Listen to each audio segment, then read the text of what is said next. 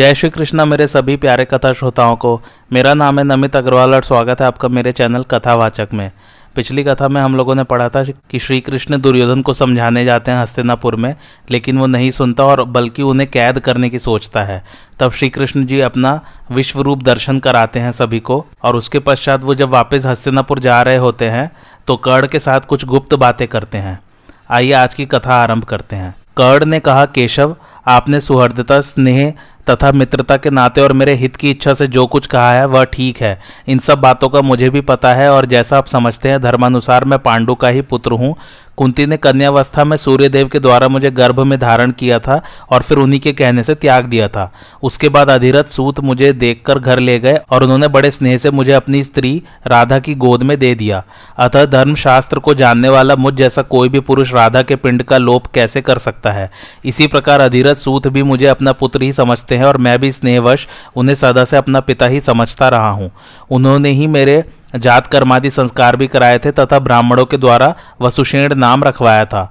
युवावस्था होने पर उन्हीं ने सूत जाति की कई स्त्रियों से मेरा विवाह कराया था।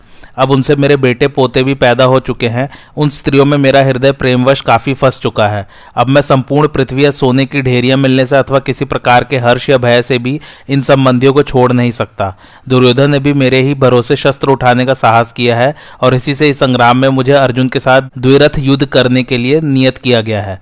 मैं मृत्यु, बंधन, भय और लोभ के कारण दुर्योधन को धोखा नहीं दे सकता। अब यदि मैंने अर्जुन के साथ द्विरथ युद्ध न किया तो इससे अर्जुन और मेरे दोनों ही की अपकीर्ति होगी। किंतु मधुसूदन, आप एक नियम इस समय कर लें, वह यह कि हमारी जो गुप्त बात हुई है वह यहीं तक रहे। यदि धर्मात्मा और जितेंद्रिय युधिष्ठिर को इस बात का पता लग गया कि कुंती का प्रथम पुत्र मैं हूं तो वे राज्य ग्रहण नहीं करेंगे और वह मुझे विशाल साम्राज्य मिला तो मैं उसे दुर्योधन को ही दे दूंगा। परंतु मेरी तो यही इच्छा है कि जिनके नेता श्री कृष्ण और योद्धा अर्जुन हैं वे धर्मात्मा युधिष्ठिर ही सर्वदा राज्य शासन करें। मैंने दुर्योधन की प्रसन्नता के लिए पांडवों के विषय में जो कटु वाक्य कहे हैं, अपने उस कुकर्म के लिए मुझे बड़ा पश्चाताप है। श्री कृष्ण, जिस समय आप मुझे अर्जुन के हाथ से मरा हुआ देखेंगे, जब भीषण गर्जना करते हुए भीमसेन दुशासन का रक्त पिएंगे, जिस समय पांचाल कुमार धृष्टद्युम्न व शिखंडी द्रोणाचार्य और भीष्म का वध करेंगे तथा महाबली भीमसेन दुर्योधन को मार देंगे, उसी समय राजा दुर्योधन का यह रण यज्ञ समाप्त होगा। केशव, कुरुक्षेत्र तीनों लोकों में अत्यंत पवित्र है। वहां यह सारा वैभवशाली क्षत्रिय समाज शस्त्राग्नि में स्वाहा हो जाएगा। आप इस संबंध में ऐसा करें जिससे ये सब क्षत्रिय स्वर्ग प्राप्त कर ले। क्षत्रिय का धन तो संग्राम में जय पाना या पराक्रम दिखाते हुए मर जाना ही है। अतः आप हमारे इस विचार को गुप्त रखते हुए ही अर्जुन को मेरे साथ युद्ध करने के लिए ले आइएगा। कर्ण की यह बात सुनकर श्री कृष्ण हंसे और फिर मुस्कुराते हुए इस प्रकार कहने लगे, कर्ण, तो क्या तुम्हें यह राज्य प्राप्ति का उपाय भी मंजूर नहीं है? तुम मेरी दी हुई पृथ्वी का भी शासन नहीं करना चाहते? इसमें तो तनिक भी संदेह नहीं है कि जय पांडवों की ही होगी। अच्छा, अब तुम यहां से जाकर द्रोणाचार्य, भीष्म और कृपाचार्य से कहना कि यह महीना अच्छा है, इस समय फलों की अधिकता है, मक्खियां कम है, कीच सूख गई है, जल में स्वाद आ गया है तथा विशेष गर्मी व ठंड भी नहीं है। अच्छा सुखमय समय है। आज से 7वें दिन अमावस्या होगी, उसी दिन युद्ध आरंभ करो। वहां और भी जो राजा लोग आवे उन सबको यह समाचार सुना देना। तुम्हारी इच्छा युद्ध करने की है तो मैं उसी का प्रबंध किए देता हूँ। दुर्योधन के अधीन जो भी राजा और राजपुत्र हैं वे शस्त्रों से मरकर उत्तम गति प्राप्त करेंगे। तब कर्ण ने श्री कृष्ण का सत्कार करते हुए कहा, महाबाहो, आप सब कुछ जानबूझकर भी मुझे क्यों मुंह में डालना चाहते हैं? यह तो पृथ्वी के सर्वथा संहार का समय ही आ गया है। इसमें शकुनी, मैं, दुशासन और धृतराष्ट्र कुमार दुर्योधन तो निमित्त मात्र है। दुर्योधन के अधीन जो राजा और राजपुत्र है वे सब शस्त्राग्नि में भस्म होकर यमराज के घर जाएंगे। इस समय बड़े भयानक स्वप्न और भयंकर शकुन तथा उत्पात भी दिखाई दे रहे हैं। इन्हें देखकर शरीर के रोंगटे खड़े हो जाते हैं। ये स्पष्ट ही दुर्योधन की हार और युधिष्ठिर की विजय सूचित करते हैं। पांडवों के हाथी, घोड़े आदि वाहन प्रसन्न दिखाई देते हैं तथा मृग उनके दाएं होकर निकल जाते हैं। यह उनकी विजय का लक्षण है। कौरवों की बाई ओर होकर मृग निकलते हैं, इससे उनकी पराजय सूचित होती है। श्री कृष्ण ने कहा, कर्ण, निसंदेह अब यह पृथ्वी विनाश के समीप पहुंच चुकी है, इसी से तो मेरी बात तुम्हारे हृदय को स्पर्श नहीं करती। जब विनाश काल समीप आ जाता है तो अन्याय भी न्याय सा दिखने लगता है। कर्ण ने कहा, श्री कृष्ण, अब तो यदि इस महायुद्ध से बच गए तभी आपके दर्शन होंगे, नहीं तो स्वर्ग में तो हमारा आपसे समागम होगा ही। अच्छा, अब तो फिर युद्ध में ही मिलना होगा। ऐसा कहकर कर्ण ने श्री कृष्ण का गाढ़ आलिंगन किया। फिर श्री कृष्ण से विदा होकर वह उनके रथ से उतरकर अपने सुवर्ण जटित रथ पर सवार हुआ और हस्तिनापुर को लौट गया। तथा सात्यकी के सहित श्री कृष्ण सारथी से बार बार चलो चलो ऐसा कहते हुए बड़ी तेजी से पांडवों के पास चल दिए। जब श्री कृष्ण पांडवों के पास चले गए तो विदुर जी ने कुंती के पास जाकर कुछ खिन्न से होकर कहा, देवी तुम जानती हो मेरा मन तो सर्वदा युद्ध के विरुद्ध ही रहता है। मैं चिल्ला चिल्ला कर थक गया किंतु दुर्योधन मेरी बात को सुनता ही नहीं। विदुर जी की बात सुनकर कुंती दुख से व्याकुल हो गई और मनी मन विचार करने लगी, इस युद्ध में अपने सुहृदों का ही पराभव होने वाला है। यह सब सोचकर मेरे चित्त में बड़ा ही दुख होता है।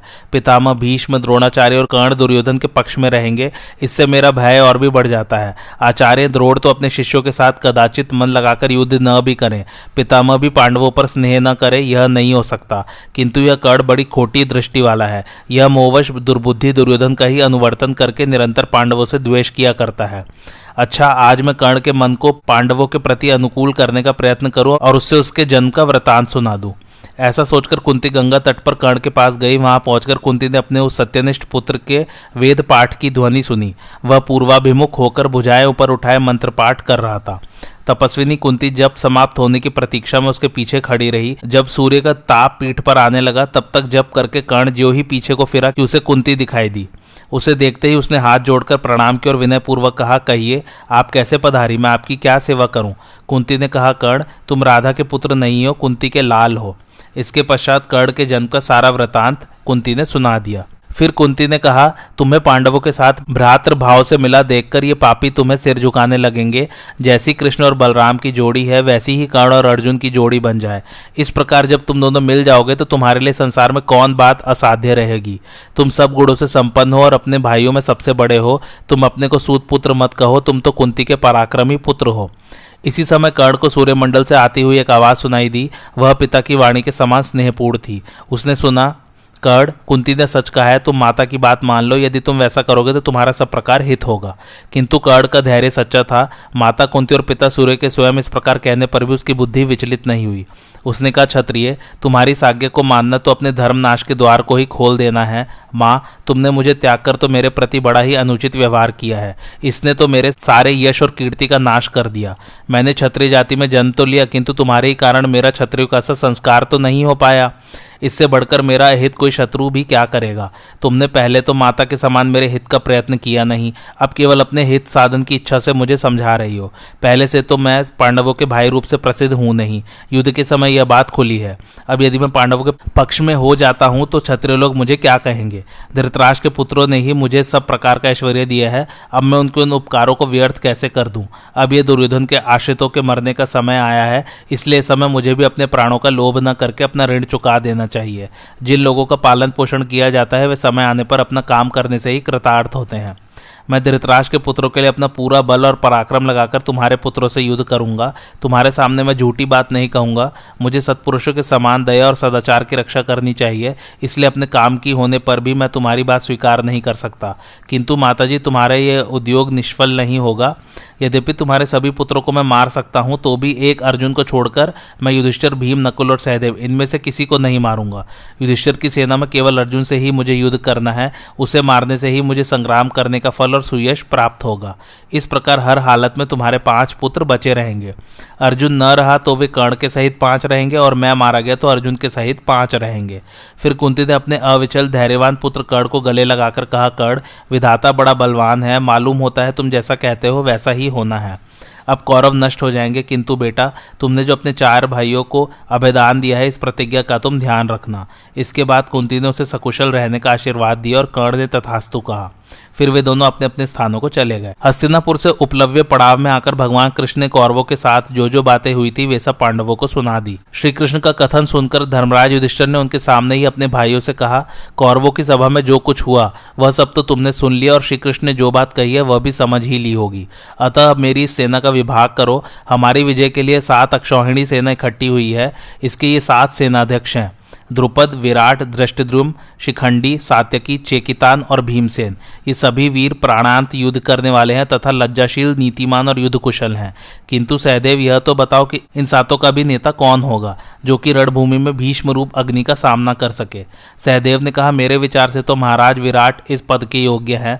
फिर नकुल ने कहा, मैं तो आयु, शास्त्र ज्ञान, कुलीनता और धर्म की दृष्टि से महाराज द्रुपद को इस पद के योग्य समझता हूँ। इस प्रकार माद्री कुमारों के कह चुकने पर अर्जुन ने कहा, मैं धृष्टद्युम्न को प्रधान सेनापति होने योग्य समझता हूँ। ये धनुष, कवच और तलवार धारण किए रथ पर चढ़े हुए ही अग्निकुंड से प्रकट हुए हैं। इनके सिवा मुझे ऐसा कोई वीर दिखाई नहीं देता जो महाव्रती भीष्म जी के सामने डट सके। भीमसेन बोले, द्रुपद पुत्र शिखंडी का जन्म भीष्म जी के वध के लिए ही हुआ है, अतः मेरे विचार से यही प्रधान सेनापति होने चाहिए। यह सुनकर राजा युधिष्ठिर ने कहा, भाइयों, धर्म मूर्ति श्री कृष्ण सारे संसार के सारासार और बलाबल को जानते हैं, अतः जिसके लिए ये सम्मति दे उसी को सेनापति बनाया जाए। भले ही वह शस्त्र संचालन में कुशल हो अथवा न हो, तथा वृद्ध हो या युवा हो, हमारी जय या पराजय के कारण एकमात्र यही है। हमारे प्राण, राज्य, भाव अभाव और सुख दुख इन्हीं पर अवलंबित है। यही सबके कर्ता धर्ता है और इन्हीं के अधीन सब कामों की सिद्धि है। धर्मराज युधिष्ठिर की यह बात सुनकर कमल नयन भगवान कृष्ण ने अर्जुन की ओर देखते हुए कहा, महाराज, आपकी सेना के नेतृत्व के लिए जिन जिन वीरों के नाम लिए गए हैं, इन सभी को मैं इस पद के योग्य मानता हूँ। ये सभी बड़े पराक्रमी योद्धा हैं और आपके शत्रु को परास्त कर सकते हैं, किंतु फिर भी मेरे विचार से धृष्टद्युम्न को ही प्रधान सेनापति बनाना उचित होगा। श्री कृष्ण के इस प्रकार कहने पर सभी पांडव बड़े प्रसन्न हुए। उन्होंने बड़ी हर्ष ध्वनि की। सब सैनिक चलने के लिए दौड़ धूप करने लगे। सब और युद्ध के लिए तैयार हो जाओ, यह शब्द गूंजने लगा। हाथी, घोड़े और रथों का घोष होने लगा तथा सभी ओर शंख और दुंदुभी की भीषण ध्वनि फैल गई। सेना के आगे आगे भीमसेन, नकुल, सहदेव, अभिमन्यु, द्रौपदी के पुत्र धृष्टद्युम्न तथा अन्य अन्य पांचाल वीर चले। राजा युधिष्ठिर माल की गाड़ियों, बाजार के सामानों, डेरे, तंबू और पालके आदि सवारियों, कोशों, मशीनों, वैद्यों एवं अस्त्र चिकित्सकों को लेकर चले। धर्मराज को विदा करके पांचाल कुमारी द्रौपदी अन्य राज महिलाओं और दास दासियों के सहित उपलव्य शिविर में ही लौट आई।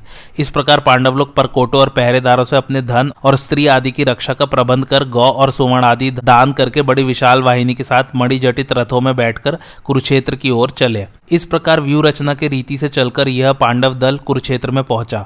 वहां पहुंचने पर एक ओर से सब पांडव लोग और दूसरी ओर से श्रीकृष्ण और अर्जुन शंख ध्वनि करने लगे। श्रीकृष्ण के शंख पांचजन्य की वज्राघात के समान भीषण ध्वनि सुनकर सारी सेना के रोंगटे खड़े हो गए। इस शंख और दुंदुभियों के शब्द के साथ छरेरे वीरों के सिंहनाद ने मिलकर पृथ्वी, आकाश और समुद्रों को गुंजायमान कर दिया। तदंतर राजा युधिष्ठिर ने एक चौरस मैदान में, जहां घास और ईंधन की अधिकता थी, अपनी सेना का पड़ाव डाला। शमशान, महर्षियों के आश्रम, तीर्थ और देव मंदिरों से दूर रहकर उन्होंने पवित्र और रमणीय भूमि में अपनी सेना को ठहराया। वहां पांडवों के लिए जिस प्रकार का शिविर बनवाया गया था, ठीक वैसे ही डेरे श्री कृष्ण ने दूसरे राजाओं के लिए तैयार कराए। उन सभी डेरों में सैकड़ों प्रकार की भक्ष्य, भोज्य और पेय सामग्रियां थी तथा ईंधन आदि की भी अधिकता थी। वे राजाओं के बहुमूल्य डेरे पृथ्वी पर रखे हुए विमानों के समान जान पड़ते थे। उनमें सैकड़ों शिल्पी और वैद्य लोग वेतन देकर नियुक्त किए गए थे। महाराज युधिष्ठिर ने प्रत्येक शिविर में प्रत्यंचा, धनुष, कवच, शस्त्र, शहद, घी, लाख का चूरा, जल, घास फूस, अग्नि, बड़े बड़े यंत्र, बाण, तोमर, फरसे, रिष्टि और तरकस, ये सभी चीजें प्रचुरता से रखवा दी थी। उनमें कांटेदार कवच धारण किए गए हजारों योद्धा के साथ युद्ध करने वाले अनेकों हाथी पर्वतों की तरह खड़े दिखाई देते थे। पांडवों को कुरुक्षेत्र में आया सुनकर उनसे मित्रता का भाव रखने वाले अनेकों राजा सेना और सवारियों के साथ उनके पास आने लगे। श्री कृष्ण के चले जाने पर राजा दुर्योधन ने कर्ण, दुशासन और शकुनी से कहा, अब सावधानी से युद्ध की सब सामग्री तैयार करानी चाहिए। कुरुक्षेत्र में बहुत से डेरे डलवाओ जिनमें काफी अवकाश रहे और शत्रु अधिकार न कर सके। उनके पास जल और काठ का भी सुविधा रहना चाहिए। उनमें ऐसे रास्ते रहने चाहिए जिनसे जाने वाली वस्तुओं को शत्रु रोक न सके तथा उनके आसपास ऊंची बाड़ बना देनी चाहिए। उनमें तरह तरह के हथियार रखवा दो तथा अनेकों ध्वजा पताकाएं लगवा दो और अब देरी न करके आज ही घोषणा करा दो कि कल सेना का कूच होगा। तब उन तीनों ने जो आगे ऐसा कहकर बड़े उत्साह से दूसरे ही दिन समस्त राजाओं के ठहरने के लिए शिविर तैयार करा दिए। वह रात निकल जाने पर जब प्रातः काल हुआ तो राजा दुर्योधन ने अपनी 11 अक्षौहिणी सेना का विभाग किया। उसने पैदल, हाथी, रथ और घुड़सवार सेना में से उत्तम, मध्यम और निकृष्ट श्रेणियों को अलग अलग करके उन्हें यथास्थान नियुक्त कर दिया। सब रथों में 4-4 घोड़े जुते हुए थे और 100-100 बाढ़ रखे गए थे। उन पर एक एक सारथी और 2-2 चक्र रक्षक थे। वे दोनों ही उत्तम रथी और अश्व विद्या में कुशल थे। जिस प्रकार रथ सजाए गए थे वैसे ही हाथियों को भी सुसज्जित किया गया था। उन पर 7-7 पुरुष बैठते थे। उनमें से 2 पुरुष अंकुश लेकर महावत का काम करते थे, 2 धनुर्धर योद्धा थे, 2 खड़गधारी थे तथा 1 शक्ति और त्रिशूलधारी था। इसी प्रकार अच्छी तरह से सजाए हुए लाखों घोड़े और सहस्त्रों पैदल भी उस सेना में चल रहे थे। फिर राजा दुर्योधन ने अच्छी तरह से जांच कर विशेष बुद्धिमान और शूरवीर पुरुषों को सेनापति के पद पर नियुक्त किया।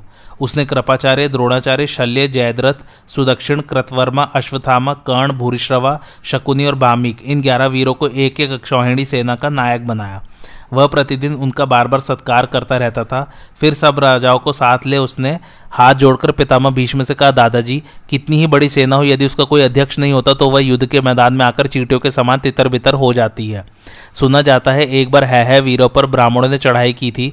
उस समय वैश्य और शूद्रों ने भी ब्राह्मणों का साथ दिया था। इस प्रकार एक ओर तीनों वर्णों के पुरुष थे और दूसरी ओर है क्षत्रिय थे। जब युद्ध आरंभ हुआ तो तीनों वर्णों में फूट पड़ गई और उनकी सेना बहुत बड़ी होने पर भी क्षत्रियों ने उसे जीत लिया। तब ब्राह्मणों ने क्षत्रियों से ही अपनी हार का कारण पूछा।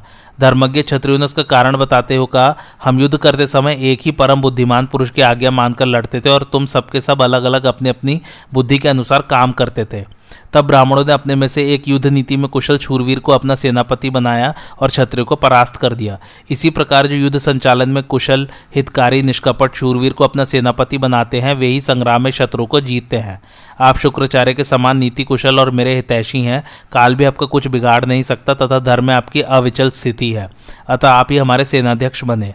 भीष्म ने कहा, महाभाव, तुम जैसा कहते हो ठीक ही है। मेरे लिए जैसे तुम हो वैसे ही पांडव भी है। अतः मुझे पांडवों से उनके हित की बात कहनी चाहिए और तुम्हारे लिए जैसा कि पहले मैं प्रतिज्ञा कर चुका हूँ, युद्ध करना भी मुझे है ही। मैं अपनी शस्त्र शक्ति से एक क्षण में ही देवता और असुरों से युक्त सारे संसार को मनुष्यहीन कर सकता हूँ, किंतु पांडु के पुत्रों को मैं नहीं मार सकता, तो भी मैं नित्य प्रति उनके पक्ष के 10,000 योद्धाओं का संहार कर दिया करूँगा। तुम्हारे सेनापतित्व को मैं एक शर्त के साथ स्वीकार कर सकता हूँ। इस युद्ध में या तो पहले कर्ण लड़ ले या मैं लड़ लूँ, क्योंकि संग्राम में यह सूतपुत्र सदा ही मुझसे बड़ी लांग डांट रखता है। कर्ण ने कहा, राजन, गंगापुत्र भीष्म के जीवित रहते मैं युद्ध नहीं करूंगा, इनके मरने पर ही अर्जुन के साथ मेरा युद्ध होगा। इस प्रकार निश्चय हो जाने पर दुर्योधन ने विधिपूर्वक भीष्म जी को सेनापति के पद पर अभिषिक्त किया। उस समय राज्य आज्ञा से बाजे बजाने वाले शांत भाव से सैकड़ों हजारों भेरिया और शंख बजाने लगे। अभिषेक के समय अनेकों भीषण अपशकुन भी हुए। भीष्म को सेनापति बनाकर दुर्योधन ने बहुत सी गाय और मोहरे दक्षिणा में देकर ब्राह्मणों से स्वस्ति वाचन कराया। फिर उनके जय युक्त आशीर्वादों से उत्साहित तो वह भीष्म जी को आगे कर अन्य सब सेना नायक और भाइयों के साथ कुरुक्षेत्र को चला। वहां पहुंचकर उसने कर्ण के साथ सब और घूम फिरकर एक समतल भूमि में, जहां घास और ईंधन की अधिकता थी, सेना की छावनी डाली। वह छावनी दूसरे हस्तिनापुर के समान ही जान पड़ती थी। महाराज युधिष्ठिर ने द्रुपद, विराट, सात्यकी, दृष्टद्युम्न, दृष्टकेतु, शिखंडी और मगधराज सहदेव को बुलाकर उन्हें विधिपूर्वक सेना नायक के पदों पर अभिषिक्त किया और इनका अध्यक्ष दृष्टद्युम्न को बनाया। सेनाध्यक्ष के भी अध्यक्ष अर्जुन बनाए गए और अर्जुन के भी नेता भगवान कृष्ण थे। इसी समय इस घोर संहारकारी युद्ध को समीप आया जान भगवान बलराम जी मुख्य यदुवंशियों को साथ लिए पांडवों के शिविर में आए। उन्हें देखकर धर्मराज युधिष्ठिर, श्री कृष्ण, अर्जुन, भीमसेन और उस स्थान पर जो दूसरे राजा थे वे सब खड़े हो गए। उन सब ने समागत बलभद्र जी का सत्कार किया। फिर वे राजा युधिष्ठिर के साथ सिंहासन पर विराजमान हुए। उनके बैठने पर जब और सब लोग भी बैठ गए तो उन्होंने श्री कृष्ण की ओर देखकर कहा, अब यह महाभयंकर नरसंहार होगा ही। इस दैवी लीला को मैं अनिवार्य ही समझता हूँ, अब इसे हटाया नहीं जा सकता। मेरी इच्छा है कि अपने सुहृद आप सब लोगों को इस युद्ध की समाप्ति पर भी मैं निरोग देख सकूं। इसमें संदेह नहीं, यहाँ जो राजा एकत्रित हुए उनका तो काल ही आ गया है। कृष्ण से तो मैंने बार बार कहा था कि भैया अपने संबंधियों के प्रति एक सा बर्ताव करो, क्योंकि हमारे लिए जैसे पांडव है वैसे ही राजा दुर्योधन है। किंतु ये तो अर्जुन को देखकर सब प्रकार उसी पर मुग्ध है। राजन, मेरा निश्चित विचार है कि जीत पांडवों की ही होगी और ऐसा ही संकल्प श्री कृष्ण का भी है। मैं तो श्री कृष्ण के बिना इस लोक पर दृष्टि भी नहीं डाल सकता, अतः ये जो कुछ करना चाहते हैं उसी का अनुवर्तन किया करता हूँ। भीम और दुर्योधन ये दोनों वीर मेरे शिष्य हैं और गदा युद्ध में कुशल हैं, अतः इन पर मेरा समान स्नेह है। इसलिए मैं तो अब सरस्वती तट के तीर्थों का सेवन करने के लिए जाऊंगा, क्योंकि नष्ट होते हुए कुरुवंशों को मैं उदासीन दृष्टि से नहीं देख सकूंगा। ऐसा कहकर महाबाहु बलराम जी पांडवों से विदा होकर तीर्थ यात्रा के लिए चले गए। इसी समय राजा भीष्मक का पुत्र रुक्मी एक अक्षौहिणी सेना लेकर पांडवों के पास आया। उसने श्री कृष्ण की प्रसन्नता के लिए सूर्य के समान तेजस्विनी ध्वजा लिए पांडवों के शिविर में प्रवेश किया। पांडव उससे परिचित तो थे ही। राजा युधिष्ठिर ने उसका आगे बढ़कर स्वागत किया। रुक्मी ने भी उन सबका यथायोग्य आदर किया और फिर कुछ देर ठहरकर सब वीरों के सामने अर्जुन से कहा, अर्जुन, यदि तुम्हें किसी प्रकार का भय हो तो मैं तुम लोगों की सहायता के लिए आ गया हूँ। मैं युद्ध में तुम्हारी ऐसी सहायता करूंगा कि शत्रु उसे सह नहीं सकेंगे। संसार में मेरे समान पराक्रमी कोई दूसरा मनुष्य नहीं है। तुम युद्ध में मुझे जिस सेना से मोर्चा लेने का भार सौंपोगे उसी को मैं तहस नहस कर दूंगा। द्रोण, कृप, भीष्म, कर्ण, कोई भी वीर क्यों न हो अथवा ये सभी राजा इकट्ठे होकर मेरे सामने आए, मैं इन शत्रु को मारकर तुम्हें ही पृथ्वी का राज्य सौंप दूंगा।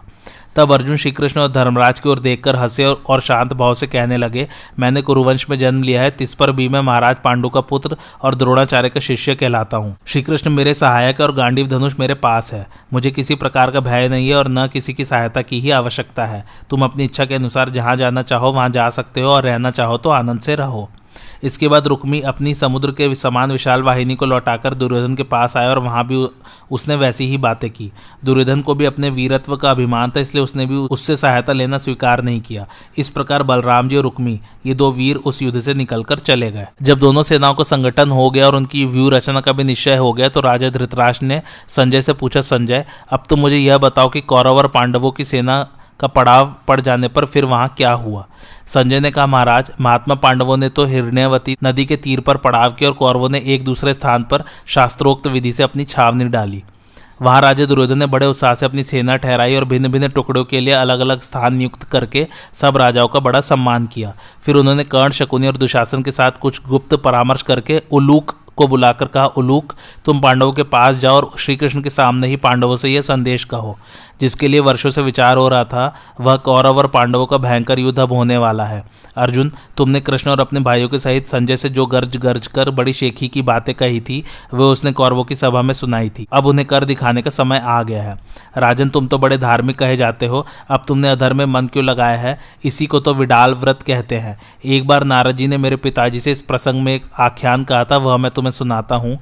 एक बार एक बिलाव शक्तिहीन हो जाने के कारण गंगा जी के तट पर ऊर्ध्व बाहु होकर खड़ा हो गया और सब प्राणियों को अपना विश्वास दिलाने के लिए मैं धर्माचरण कर रहा हूँ ऐसी घोषणा करने लगा। इस प्रकार बहुत समय बीत जाने पर पक्षियों को उस पर विश्वास हो गया और उसको सम्मान करने लगे। उसने भी समझा कि मेरी तपस्या सफल तो हो गई। फिर बहुत दिनों बाद वहाँ चूहे भी आए और उस तपस्वी को देखकर सोचने लगे कि हमारे शत्रु बहुत हैं, इसलिए हमारा मामा बनकर यह बिलाव हम में से जो बूढ़े और बालक हैं उनकी रक्षा किया करे। तब उन सब ने उस विडाल के पास जाकर कहा, आप हमारे उत्तम आश्रय और परम सुहृद हैं, अतः हम सब आपकी शरण में आए हैं। आप सर्वदा धर्म में तत्पर रहते हैं, अतः वज्रधर इंद्र जैसे देवताओं की रक्षा करते हैं उसी प्रकार आप हमारी रक्षा करें।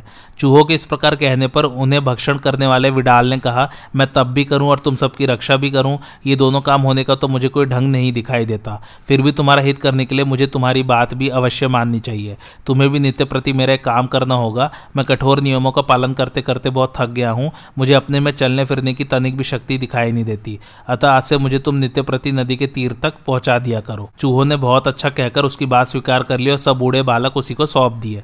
फिर तो वह पापी बिलाव उन चूहों को खा खाकर मोटा हो गया। इधर चूहों की संख्या दिनों दिन कम होने लगी। तब उन सब ने आपस में मिलकर कहा, क्यों जी, मामा तो रोज रोज फूलता जा रहा है और हम बहुत घट गए हैं, इसका क्या कारण है? तब उनमें कोलिक नाम का जो सबसे बूढ़ा चूहा था उसने कहा, मामा को धर्म की परवाह थोड़ी है, उसने तो ढोंग रचकर ही हमसे मेलजोल बढ़ा लिया है। इसके अंग बराबर पुष्ट होते जा रहे हैं और हम लोग घट रहे हैं। 7-8 दिन से डिंडिक चूहा भी दिखाई नहीं दे रहा है। कोलिक की यह बात सुनकर सब चूहे भाग गए और वह दुष्ट बिलाव भी अपना सा मुंह लेकर चला गया। दुष्टात्मन, इस प्रकार तुमने भी विडाल व्रत धारण कर रखा है। जैसे चूहों में विडाल ने धर्माचरण का ढोंग रचा रखा था उसी प्रकार तुम अपने सगे संबंधियों में धर्माचारी बने हुए हो। तुम्हारी बातें तो और प्रकार की और कर्म दूसरे ढंग का है। तुमने दुनिया को ठगने के लिए ही वेदाभ्यास और शांति का स्वांग बना रखा है। तुम यह पाखंड छोड़कर छात्र धर्म का आश्रय लो। तुमने हमसे 5 गांव मांगे थे, किंतु यह सोचकर कि किसी प्रकार पांडवों को कुपित करके उनसे संग्राम भूमि में 2-2 हाथ करें, हमने तुम्हारी मांग मंजूर नहीं की। तुम्हारे लिए ही मैंने दुष्टचित विदुर को त्यागा था। मैंने तुम्हें लाक्षा भवन में जलाने का प्रयत्न किया था। इस बात को याद करके तो एक बार मर्द बन जाओ। तुम जाति और बल में मेरे समान ही हो, फिर भी कृष्ण का आश्रय लिए क्यों बैठे हो?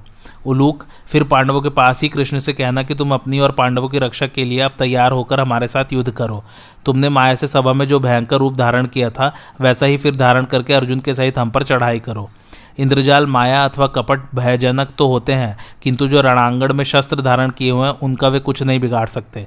वे तो उनके कारण रोष में भरकर गरजने लगते हैं। हम भी यदि चाहे तो आकाश में चढ़ सकते हैं, रसातल में घुस सकते हैं और इंद्रलोक में जा सकते हैं, किंतु इससे न तो अपना स्वार्थ सिद्ध हो सकता है और न अपने प्रतिपक्षी को डराया ही जा सकता है। और तुमने जो कहा था कि रणभूमि में धृतराष्ट्र के पुत्रों को मरवाकर पांडवों को उनका राज्य दिलाऊंगा, सो तुम्हारा संदेश भी संजय ने मुझे सुना दिया था। अब तुम सत्य प्रतिज्ञा होकर पांडवों के लिए पराक्रम पूर्वक कमर कस के युद्ध करो, हम भी तुम्हारा पौरुष देखें। संसार में अकस्मात ही तुम्हारा बड़ा यश फैल गया है, किंतु आज मुझे मालूम हुआ कि जिन लोगों ने तुम्हें सिर पर चढ़ा रखा है वे वास्तव में पुरुष चिन्ह धारण करने वाले हिजड़े ही हैं। तुम कंस के एक सेवक ही तो हो। मेरे जैसे राजा महाराजों को तो तुम्हारे साथ युद्ध करने के लिए संग्राम भूमि में आना भी उचित नहीं है। उस बिना मूछों के मर्द बहुभोजी अज्ञान की मूर्ति मूर्ख भीमसेन से तुम बार बार कहना कि तुम कौरवों की सभा में पहले जो प्रतिज्ञा कर चुके हो उसे मिथ्या मत कर देना। यदि शक्ति रखते हो सो दुशासन का खून पीना, और तुमने जो कहा था कि मैं रणभूमि में एक साथ सब धृतराष्ट्र पुत्रों को मार डालूंगा, सो उसका समय भी अब आ गया है। फिर तुम मेरी ओर से नकुल से कहना कि अब डटकर युद्ध करो, हम तो तुम्हारा पुरुषार्थ देखें। अब तुम युधिष्ठिर के अनुराग, मेरे प्रति द्वेष और द्रौपदी के क्लेश को अच्छी तरह याद कर लो। इसी तरह सब राजाओं के बीच में सहदेव से भी कहना कि तुम्हें जो दुख सहने पड़े उन्हें याद करके अब सावधानी से युद्ध करो। संजय कहते हैं, महाराज इस प्रकार दुर्योधन का संदेश लेकर उलूक पांडवों की छावनी में आया और पांडवों से मिलकर राजा युधिष्ठिर से कहने लगा, आप दूत के वचनों से परिचित ही हैं, इसलिए जिस प्रकार मुझसे कहा गया है उसी प्रकार दुर्योधन का संदेश सुनाने पर आप क्रोध न करें। युधिष्ठिर ने कहा, उलूक तुम्हारे लिए कोई भय की बात नहीं है, तुम बेखटके अदूरदर्शी दुर्योधन का विचार सुनाओ। उलूक ने राजा दुर्योधन का पूरा संदेश सुना दिया। पांडव लोग तो पहले ही से क्रोध में भरे बैठे थे। उलूक की ये बातें सुनकर वे और भी गर्म हो गए और विषधर सर्पों के समान एक दूसरे की ओर देखने लगे। तब श्री कृष्ण ने कुछ मुस्कुराकर उलूक से कहा, उलूक तुम जल्दी ही दुर्योधन के पास जाओ और उससे कहो कि हमने तुम्हारी बातें सुन ली है, तुम्हारा जैसा विचार है वैसा ही होगा। फिर महाराज युधिष्ठिर ने दुर्योधन को संदेश रूप से सुनाने के लिए उलूक से कहा, उलूक तुम जाओ और शत्रुता की मूर्ति कुल कलंक दुर्योधन से कहो कि भाई तुम्हारी बड़ी पाप बुद्धि है। अब तुमने हमें युद्ध के लिए आमंत्रित तो कर ही लिया है, किंतु तुम क्षत्रिय हो, इसलिए हमारे माननीय भीष्म आदि को और स्नेहास्पद लक्ष्मण आदि को आगे रखकर हमसे युद्ध मत करना, बल्कि अपने और अपने सेवकों के पराक्रम के भरोसे ही पांडवों को युद्ध में बुलाना। देखो पूरा पूरा क्षत्रियत्व निभाना। जो पुरुष दूसरों के पराक्रम का आश्रय लेकर शत्रुओं को संग्राम के लिए बुलाता है और स्वयं उससे लोहा लेने की शक्ति नहीं रखता, उसी को नपुंसक कहते हैं। श्री कृष्ण ने कहा, उलूक इसके बाद तुम दुर्योधन से मेरा संदेश कहना कि अब कल ही तुम रणभूमि में आ जाओ और अपनी मर्दानगी दिखाओ। तुम जैसा समझते हो कि कृष्ण युद्ध नहीं करेगा क्योंकि पांडवों ने इससे अर्जुन का सारथी बनने के लिए कहा है, कि ऐसी से तुम्हें मेरा डर नहीं है, सो याद रखो युद्ध के अंत में कोई भी नहीं बचेगा। अपने क्रोध से मैं सबको भस्म कर दूंगा। इस समय तो महाराज युधिष्ठिर के आगे से मैं युद्ध करते हुए अर्जुन का सारथ्य ही करूंगा। अब कल तो तुम तीनों लोकों में यदि कहीं उड़कर जाना चाहोगे अथवा भूमि के भीतर घुसने का प्रयत्न करोगे तो भी वहीं तुम्हें अर्जुन का रथ दिखाई देगा। और तुम जो भीमसेन की प्रतिज्ञा को मिथ्या समझते हो, सो तुम समझ लो कि दुशासन का खून तो उन्होंने आज ही पी लिया। तुम व्यर्थ ऐसी उल्टी उल्टी बातें बनाते हो। महाराज युधिष्ठिर, भीमसेन, अर्जुन और नकुल सहदेव तो तुम्हें कुछ भी नहीं समझते। इसके बाद महायशस्वी अर्जुन श्री कृष्ण की ओर देखकर उलूक से कहने लगे, जो पुरुष अपने पराक्रम के भरोसे शत्रु को संग्राम के लिए ललकारता है और फिर डटकर उनका मुकाबला करता है, मर तो वही है। जाओ तुम दुर्योधन से कहना कि सव्यसाची अर्जुन ने तुम्हारी चुनौती स्वीकार कर ली है। अब आज की रात बीतते ही युद्ध आरंभ हो जाएगा। मैं तुम्हारे सामने सबसे पहले कुरुवृद्ध पितामह भीष्म का ही संहार करूंगा। तुम्हारे अधर्मी भाई दुशासन से भीमसेन ने क्रोध में भरकर सभा में जो बात कही थी उसे भी तुम थोड़े ही दिनों में सत्य हुई देखोगे। जब तुम अपने भाई और पुत्रों की मृत्यु का संवाद सुनोगे और भीमसेन तुम्हें मारने लगेंगे, तभी तुम्हें अपने कुकर्मों की याद आवेगी। मैं तुमसे सच सच कहता हूँ, ये सभी बातें सत्य होकर रहेंगी। तदंतर युधिष्ठिर ने फिर कहा, भैया उलूक तुम दुर्योधन से जाकर मेरी यह बात कहना कि मैं तो कीड़े मकोड़ों को भी कष्ट पहुंचाना नहीं चाहता, फिर अपने सगे संबंधियों के नाश की इच्छा कैसे कर सकता हूँ। इसी से मैंने पहले ही केवल 5 गांव मांगे थे, किंतु तुम्हारा मन तृष्णा में डूबा हुआ है और तुम मूर्खता से ही व्यर्थ बकवाद किया करते हो। देखो तुमने श्री कृष्ण की भी हितकारिणी शिक्षा ग्रहण नहीं की। अब अधिक कहने सुनने में क्या रखा है, तुम अपने बंधु बांधवों के सहित मैदान में आ जाओ। इसके बाद भीमसेन ने कहा, उलूक दुर्योधन बड़ा ही दुर्बुद्धि, पापी, शठ, क्रूर, कुटिल और दुराचारी है। तो मेरी ओर से उससे कहना कि मैंने सभा के बीच में जो प्रतिज्ञा की थी उसे मैं सत्य की शपथ करके कहता हूँ, अवश्य सत्य करूंगा। मैं रणभूमि में दुशासन को पछाड़कर उसका लहू पीऊंगा तथा तेरी जंघा को तोड़ूंगा और तेरे भाइयों को नष्ट कर डालूंगा। सच मान, मैं धृतराष्ट्र के सभी पुत्रों का काल हूँ। एक बात और भी सुन, मैं भाइयों के सहित तुझे मारकर धर्मराज के सामने ही तेरे सिर पर पैर रखूंगा। आज की कथा यहीं समाप्त होती है। कैसी लगी आप लोगों को मेरी कथा मुझे कमेंट करके ज़रूर बताइए और मेरे चैनल कथावाचक को लाइक, शेयर और सब्सक्राइब ज़रूर कीजिए। Thanks for watching. धन्यवाद।